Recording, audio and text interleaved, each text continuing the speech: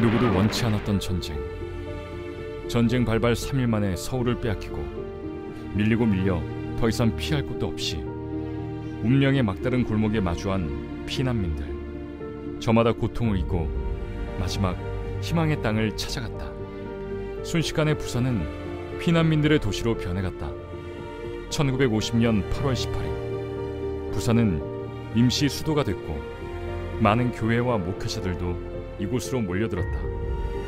목숨의 위협이 턱 밑까지 차오르는 와중에도 피난민촌에 가장 먼저 마련된 건 바로 교회였다. 전쟁 중에도 끊이지 않았던 예배. 현실은 남담했지만 교회를 통해 하루하루를 견뎌냈던 성도들.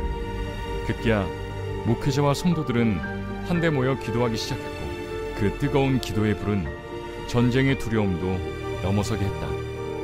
온 피난민들이 다 저랑 깨러와서 나라에서 기도 전쟁 없이 해달라고 남북 통일도 해달라고 그러고 새벽 기도하고 마치고 나올 때 그때 호해가 발현됐어요. 그 호해가 뭐냐면 인천 상륙작전 성공했다는 호해였어요. 전쟁 중에서도 교회는 피난민들에게 유일한 안식처로 성도들을 위로했고 고아들을 보살폈다. 전쟁 포로들에게는 복음을, 배고픈 이들에게는 생명의 양식을 나눴다. 폐허가 된 한국 사회를 일으킨 생명의 모판이 된 한국교회. 전쟁의 후유증은 예배 없는 민족의 실현이었으나 교회 재건을 통해 무너진 삶도 복구해 나갔다. 절박한 상황 속에서도 그리스도의 대행자 역할을 이루어갔다. 전쟁 중에도 멈추지 않은 기도. 민족의 실현 가운데서 고난을 희망으로 바꾼 교회. 우리가 지켜야 할 교회의 참모습입니다.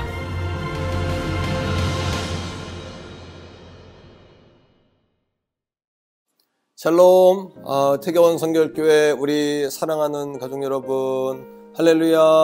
여러분들에게 샬롬의 평안과 또 할렐루야의 하나님께서 주시는 기쁨을 함께 나눕니다. 오늘은 이렇게 주차장에 나와서 오늘 셀 모임을 진행하게 되었는데요. 좀 잡음이 좀 섞여도 여러분 이해해 주시기를 바라고요. 오늘 6월의 둘째 주일이었습니다. 오늘은 성령으로 살라, 이런 제목으로 은혜의 말씀을 함께 나누었는데요. 정말 우리가 성령으로 살게 되기를 간절히 소원하고요. 또 우리 안에 늘 불이 붙어서 과거의 영광으로 사는 교회가 아니라 오늘의 영광으로 사는 교회, 또 오늘의 기쁨과 오늘의 성령의 충만으로 사는 오늘의 교회, 그리고 미래의 교회가 될 수 있기를, 또 여러분들이 될 수 있기를 간절히 소원하고 축복합니다. 자, 우리 셀 모임을 시작하시면서요, 아래 자막 주목해 주시고 또 성경 말씀 준비해 주시고요. 찬송가 570장입니다. 주는 나를 기르시는 목자요. 이 귀한 찬양 힘차게 또 행복하게 부르고 다시 뵙겠습니다.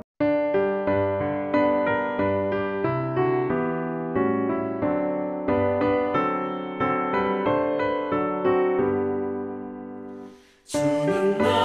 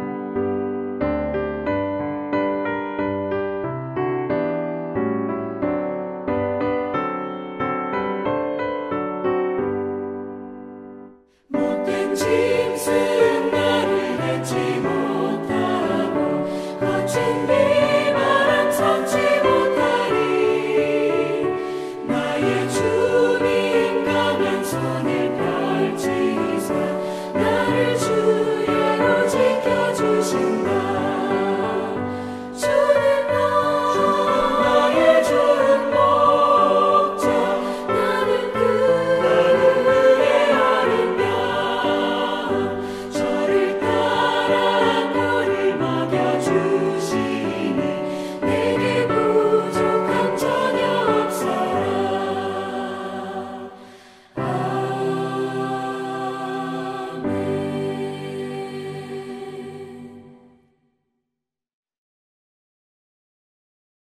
예, 할렐루야. 주님은 우리를 기르시는 참 목자가 되십니다. 자, 이 시간에 함께 하나님의 말씀 보겠는데요. 요한복음 15장 4절부터 7절의 말씀 우리 함께 읽고 오겠습니다. 제15장. 내 안에 거하라. 나도 너희 안에 거하리라. 가지가 포도나무에 붙어있지 아니하면 스스로 열매를 맺을 수 없음 같이 너희도 내 안에 있지 아니하면 그러하리라. 나는 포도나무요 너희는 가지라.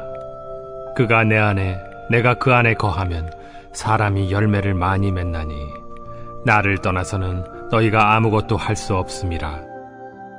사람이 내 안에 거하지 아니하면 가지처럼 밖에 버려져 마르나니 사람들이 그것을 모아다가 불에 던져 사르느니라.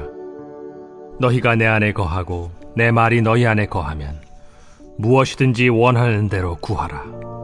그리하면 이루리라. 아멘. 같이 함께 기도하고 오늘 말씀을 나눕니다. 사랑의 하나님 감사합니다. 오늘 셀모임 가운데 함께 해주셔서 오늘 성령께서 함께 하시는 시간 되게 하시고 우리의 마음에 성령의 감동의 역사가 흘러넘치게 하여 주시옵소서. 예수님 이름으로 감사기도 드립니다. 아멘. 한 가지 양해를 부탁드릴 것은 지금 차 소리들, 오토바이 소리들 계속 들리고 있는데요. 여러분 좀 양해해 주시고요. 그런 가운데에도 우리 마음을 하나님께 드리면서 그렇게 예배하기 원합니다. 오늘은 말씀의 제목을 성령으로 살라 이렇게 말씀의 제목을 두었는데요. 지난 4주간 우리는 성령과 동행하는 안내서라는 제목으로 말씀을 나눴습니다. 첫 주는 성령님은 누구신가? 둘째 주는 성령이 부어질 때, 그리고 세 번째 주는 성령 받는 길, 오늘은 성령으로 살자 이런 제목인데요. 빌리그레암 목사님은 말년에 이런 말씀을 하셨어요. 내가 가장 두려운 것이 있는데 그것은 하나님의 손길이 떠나는 것이다 이렇게 고백을 했습니다. 정말 사도 바울은 이 사실을 정확히 알았던 사람인 것 같습니다. 그러니까 우리에게 성령을 소멸하지 말라, 성령을 근심시키지 말라 이렇게 이야기했던 거고요. 다윗은 나에게서 성령을 거두지 마시옵소서 이런 간절함으로 하나님께 기도했던 것을 우리가 보게 됩니다. 성령과 산다는 게 무슨 뜻일까요? 그것은 성령님께 초점을 두고 산다는 이야기죠. 자, 그러면 이 시간에 함께 성령에게 초점을 두고 성령으로 사는 비결에 대해서 함께 나누고자 합니다. 첫 번째는 성령으로 교제하는 거예요. 여러분, 우리가 주님과 가장 가까이 있을 때 우리의 영혼과 우리의 삶이 가장 싱싱하다는 사실을 여러분 기억하셔야 합니다. 예수님께서 제자들을 부르시고 세 가지 목적을 말씀하셨는데, 첫째는 자기와 함께 있게 하시고, 두 번째는 제자들에게 전도하게 하시고, 세 번째는 권능을 주신다고 그랬어요. 첫 번째 목적을 여러분 기억하십시오. 자기와 함께 있게 하시고, 하나님은 우리를 일을 시키려고 부르신 것이 아니고요. 하나님과 우리가 사귀려고 부르신 겁니다. 그래야 하나님의 마음을 잘 알게 되고요. 하나님의 뜻을 알게 되죠. 자, 오늘 말씀에 4절 말씀에도 보면 내가 내 안에, 내가 너희 안에 거할 때 모든 것이 이루어질 수 있다. 너희는 스스로 할 수 없는 존재다. 나는 포도나무, 너희는 가지다. 이렇게 우리 주님은 우리에게 말씀하고 계십니다. 자, 이것이 무엇이냐면 바로 성령 충만이죠. 내가 주님 안에 거하고 주님이 내 안에 거하시는 이 상황 말입니다. 자, 이렇게 살 수 있도록 성령님이 도와주시는 거예요. 로마서 8장 16절에 보니까 성령은 친히 도와주신답니다. 증언하신답니다.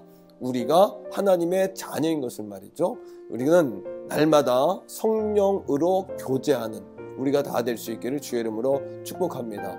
두 번째는 성령으로 담대해야 돼요. 두려움을 이기는 거죠. 우리에게는 어떤 반대의 두려움, 버림받음의 두려움, 실패의 두려움, 이런 두려움을 우리가 가지고 살죠. 여러분 디모데를 잘 아실 겁니다. 이 디모데는 믿음의 가정에서 자란 3대째 신앙입니다.